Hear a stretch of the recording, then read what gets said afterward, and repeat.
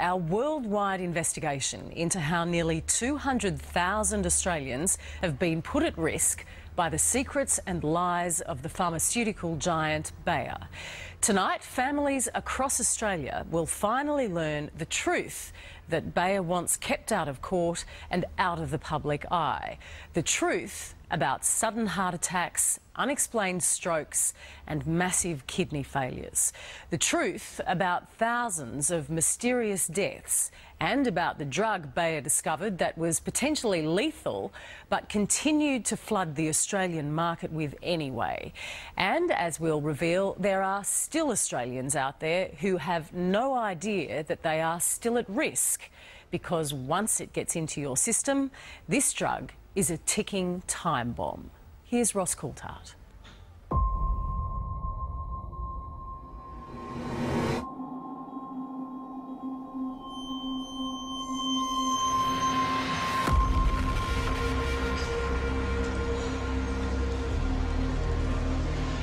You've come a long way to confront the heads of the company that you believe sold a dangerous drug.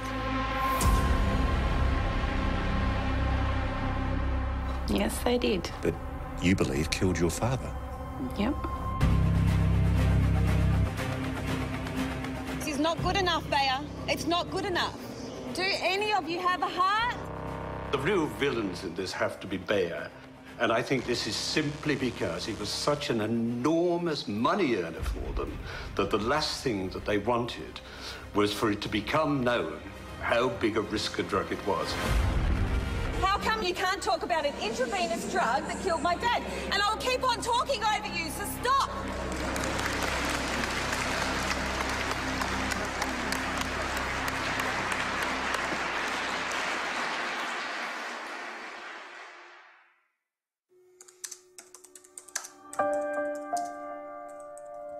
The main question I wanted to know, how did it end up in Australia? How did my dad get injected with this drug? How is this possible? And how many other people have had this drug and it's just gone to the grave with them?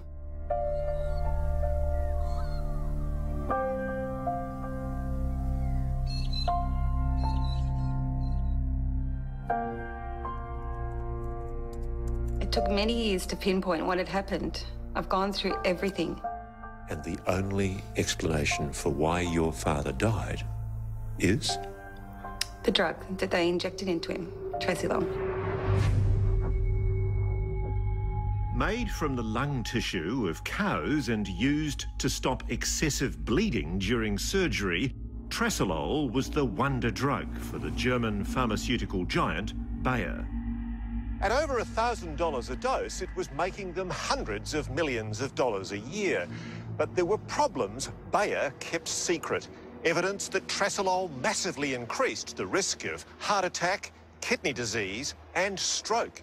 Evidence that Trasylol was killing the patients it was meant to save. At 30, David Lloyd was given Trasylol following surgery. The next morning, he was dead. My mum absolutely thinks that he's the best, was the best man on the world. She's never met anybody like him. He's a skinny little pommy man, lots of nice little curls. He was a hard worker and he loved all of us kids. Was he a healthy man? Yes, yeah. David came to Australia from England as a teenager. He became a carpenter, then met and married Jeanette. They settled in Melbourne and planned a big family. Jeanette, tell me about David. He was a rascal. How can it feel this wrong? Excellent carpenter, absolute tradesman. Even the furniture he built, we've still got. Was he a good dad? He was a wonderful dad, and the children just worshipped him and found every excuse to be out there in his company, whether they should be or not. From this moment, how can it feel this wrong? By 1978, David and Jeanette had 4 children, and and Jeanette was 6 months pregnant with their fifth. Mum has a tape of him with his voice going, and he was just doing ABC or singing and, you know, carrying on with all us kids, but that's about all I got. It takes a long time to get to that bloody bird. In May that year, an accident would change their lives. David had gone out with 2 friends for some beers. On the way home, he was in the front passenger seat of his mate's Holden Monaro when it hit this Datsun. As far as I know, he had a laceration on his forehead, which I believe was from the impact of the dashboard. Ambulance officers mistakenly thought David had been thrown through the windscreen of the car. They suspected serious brain trauma, and he was taken to Royal Melbourne Hospital. About 10:30, the hospital rang me and said he was in there. So I went in. Was he conscious at the time? He was already unconscious. The only last time I saw him, I heard the doors open, I turned around and I recognised his feet. And that was when they were taking him up to the theatre, so I didn't really get to see him. While doctors treated his suspected brain injury, they initially missed a tear in his bowel. By the time it was discovered, he'd lost a lot of blood. So surgeons used Trasylol to control the bleeding. The operation to repair the tear was a success.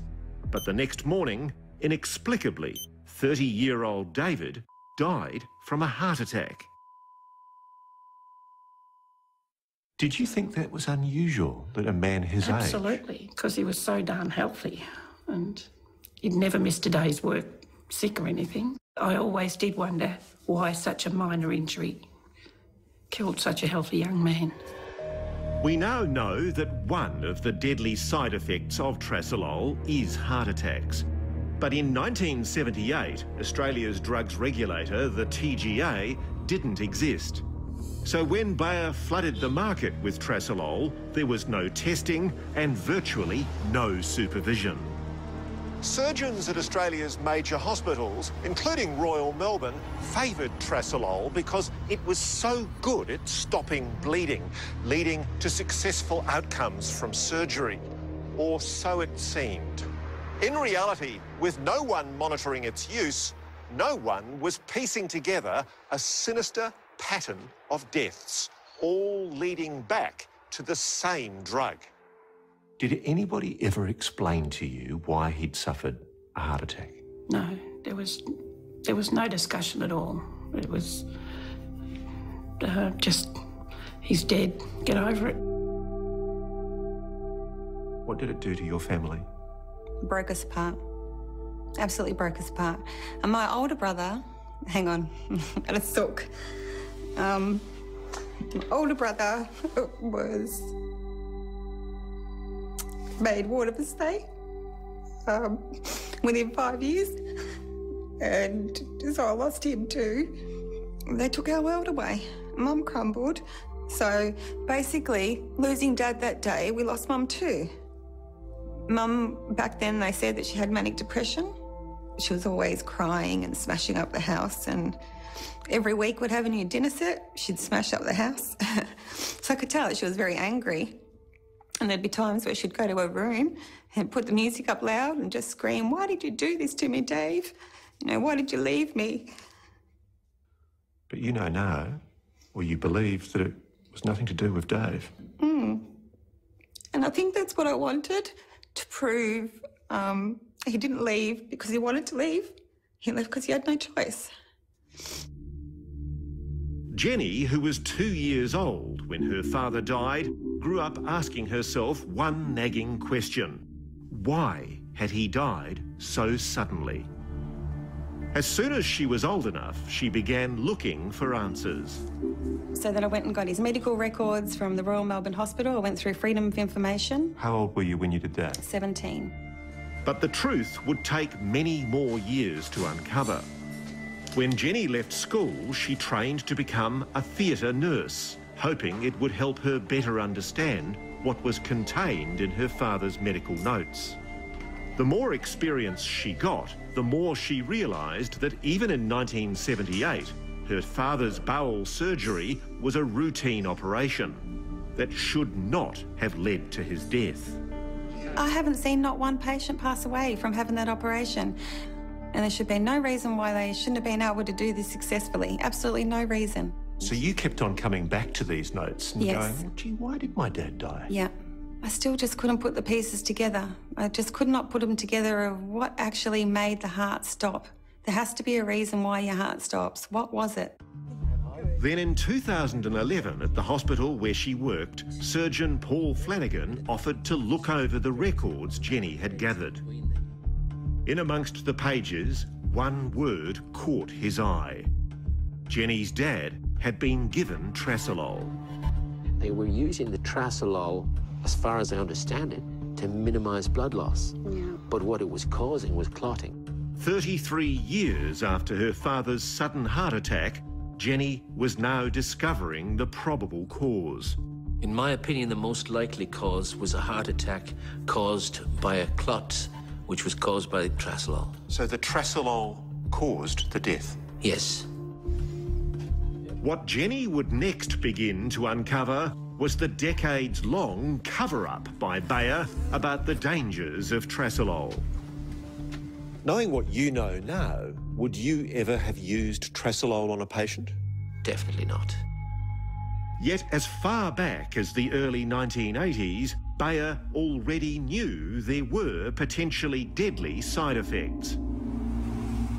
In Cologne, their own hometown, university researchers alerted them to severe kidney damage in animals who'd been given the drug. Bayer ignored this warning, and another in 1992 when a trial in humans showed exactly the same side effects. Instead, they continued to aggressively market the drug.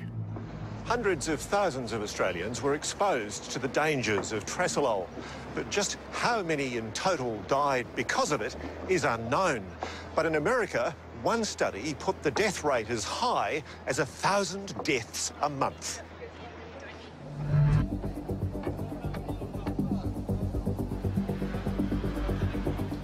So there are possibly many families across the world who have lost loved ones because of this drug. Yes. They have lost them because of things that have been put down to something else. They've died of a stroke, or they've had a heart attack, or they've had kidney failure. All of these things could well have happened without Trasylol. And as nobody knows these people had taken Trasylol in the first place, nobody's going to blame Trasylol for them. So they get away with it. It's like a crime with no victims, but it isn't a victimless crime. Eric and Marcel Clark are English journalists who began investigating the victims of Trasylol after Eric became one of them. In October 2004, Eric had successful heart bypass surgery. Then, 5 months later, he suffered a stroke. My GP was stunned, my cardiologist was stunned, the cardiac surgeon was stunned.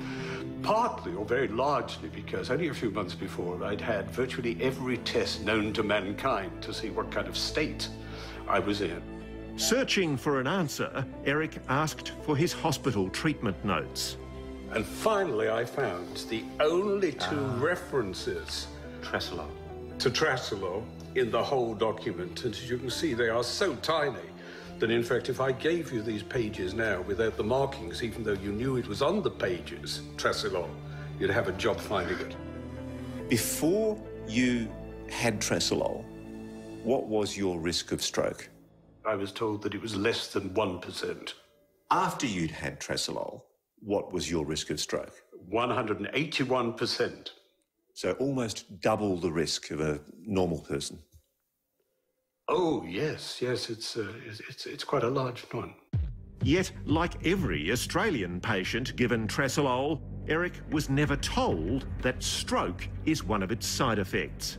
Bayer should actually have made known the risks of this.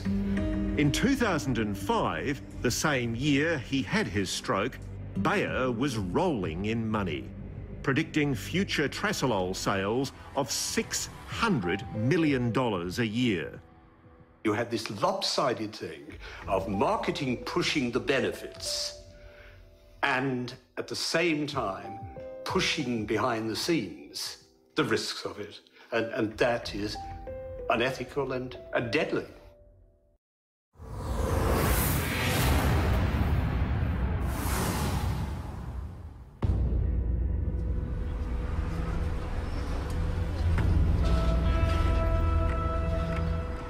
Eight years ago, Bayer came here to testify to the US Food and Drug Administration. It's America's and indeed the world's most powerful drug regulator. Bayer was very worried because an independent study had been published suggesting that Trasylol was deadly. But Bayer persuaded the FDA to keep the drug on the market. Then it was revealed that Bayer had not told the full truth about what it really knew. The cover-up always does them in. It's a public health issue. You need to report it. What was the increased risk of death that was highlighted by that study? Roughly 50%. Jim Ronker is an American trial lawyer who now knows what Bayer long knew and tried to cover up. That Trasylol can kill. That Trasylol can maim. We had some clients who the kidney failure was so bad that the kidneys failed completely and had to go on dialysis. For the rest of their lives? Yes, because unless you get a kidney transplant, there's no other answer. In January 2006, it all began to unravel for Bayer. The New England Journal of Medicine published the largest study on Trasylol, over 5,000 patients. It found it doubles the risk of kidney failure, increases the risk of heart attack by 48%, of heart failure by 109%, and stroke by 181% compared to patients given alternative drugs. But Bayer disputed the study and commissioned its own. Yet when it too confirmed the overwhelming evidence of the damage that Trasylol can cause, it was withheld from the American FDA. That damning information was not made public. There's no doubt, is there, that Bayer knew full well there were dangerous side effects from their drug? I don't think there's any doubt. This is not good enough, Bayer. It's not good enough.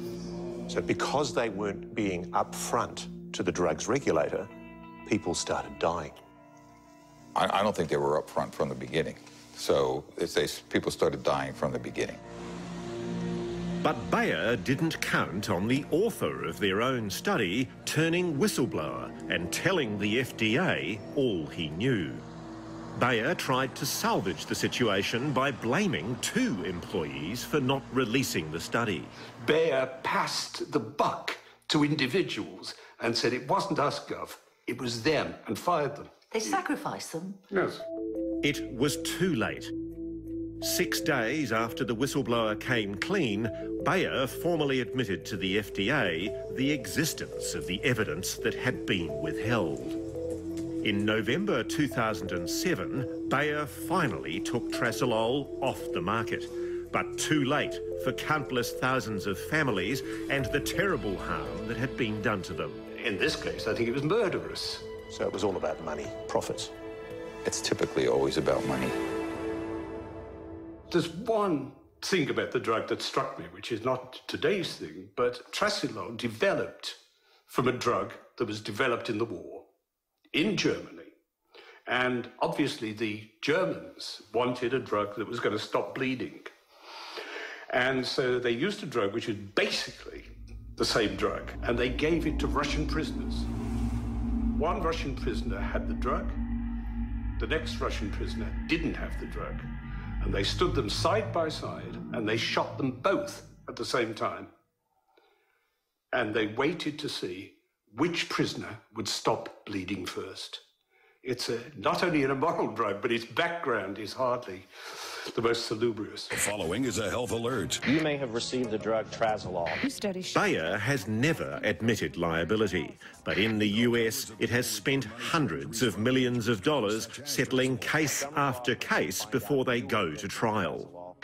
Jim Ronker won a reported $20 million payout on behalf of just 50 families. The fact that Bayer has settled the cases with you before they went to court means that there's no precedent on the books that makes a finding in the American courts that Bayer has done something wrong, doesn't it? That's true. In addition, the documents don't become public. You subpoenaed thousands and thousands of pages of documents from Bayer's own records, didn't you? 25 million pages. When you saw what Bayer knew about the dangers of its own drug, Trasylol, were you surprised? I was surprised by the depth of their knowledge.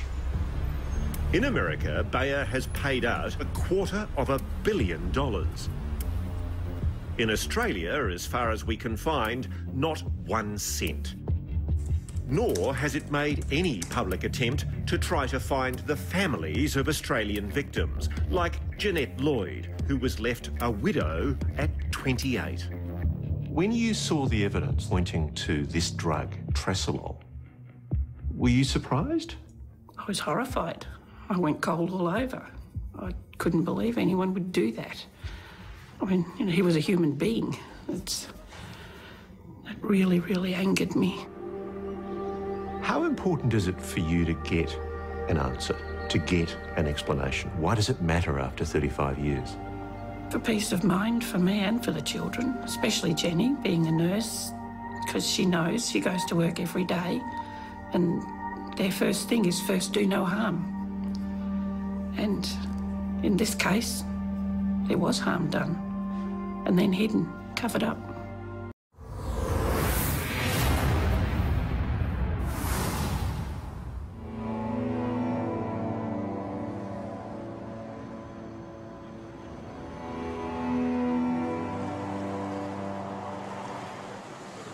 Bayer is big. As one of the world's largest pharmaceutical companies, it's a massive employer. So much so that its factory here near Cologne is a large town all of its own. You've come a long way to confront the heads of the company that you believe sold a dangerous drug. Yes, they did. That you believe killed your father. Yep.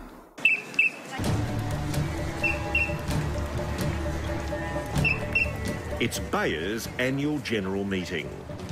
Under heavy security, airport scanners, guards, security cameras, Jenny Lloyd from Australia is about to bravely face the directors of Germany's giant pharmaceutical company, Bayer.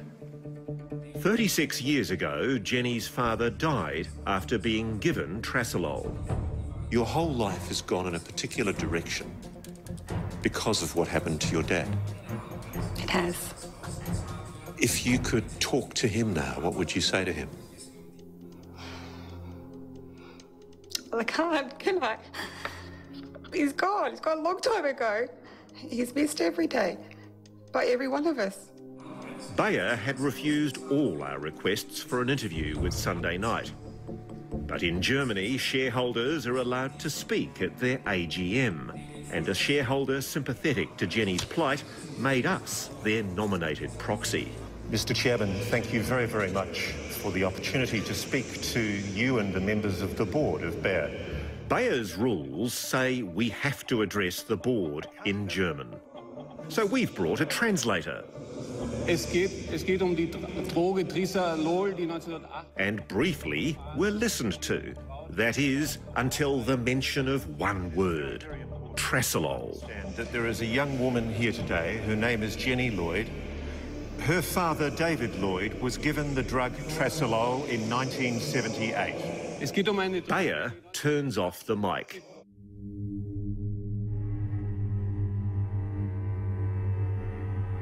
But what they don't realise is that the next nominated speaker is Jenny Lloyd. And she's come too far and suffered too much to be silenced. Here's the next speaker. Yeah. Want to read that? Well, Okay. they're blocking us completely. Well, I'm not moving. Will you listen to me? I am not moving. I am not going to move. I have flown so far for you to listen to me. This drug was not approved. It wasn't approved until 15 years after it was injected in my dad. Do you understand? I was only 2 years old.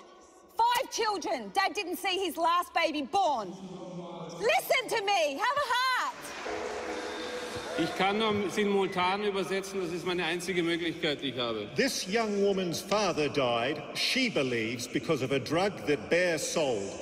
And you should be ashamed of yourselves as shareholders for shutting it down. Kicked off the podium, Jenny isn't budging, not without answers. I don't care. Well, I'll sit here all night. Why should I kneel? How can they not have a heart? I understand. How come you talk about an intravenous drug that killed my dad? And I'll keep on talking over you, so stop! No, no. Then another speaker offers her spot to Jenny, so she can once more address the board. How did it end up in Australia? Wie konnte es sein, dass dieses Medikament auf den Markt kam, ohne eigentlich eine Zulassung? Not approved, and how many other people have passed away? Leute sind durch dieses Medikament gestorben. And this has all been hidden. Questions to which Bayer's chairman does not respond. But in the end, Jenny has the satisfaction of knowing she made her points and made them well. I thank you for at least giving me a couple of minutes for you to listen to me. Vielen Dank, dass Sie mir wenigstens 2 Minuten gegeben haben, mir zuzuhören. Thank you. Vielen Dank. Thank you. Thank you. Then Bayer's security guards escort Jenny out. I was there for a purpose, to let them know what they'd done. And they didn't want to listen, so I made them listen. I think they know what you think, though. Yeah. Have a look at that photo in your hand. Who's that? My dad. What do you think he would have thought about what you did? I think he was there. I think he helped us. Oh, God.